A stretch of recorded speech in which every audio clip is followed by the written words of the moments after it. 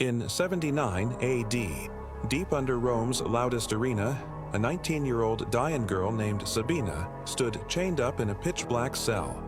Above her, 50,000 Romans were roaring like a storm, celebrating the gladiator who had just killed her brothers. What happened to her over the next 3 hours became one of the most aggressively covered-up practices in Roman history, a ritual so brutal that even Rome's own historians argued about whether they should mention it at all.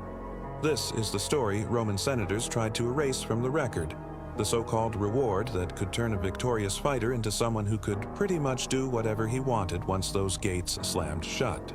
Before we get into what went down in those underground rooms, hit that like button if you've ever wondered what actually happened after the crowd walked out.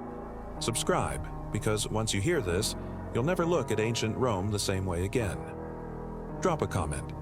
Did Roman entertainment go way too far, or was this just the ugly price of running an empire? What you're about to hear comes straight from Cassius Dio's accounts, backed up by 2018 excavations under the Colosseum, and supported by Senate documents found in the Vatican archives. This isn't myth. These were events Rome labeled as sport, the real world behind the arena of blood.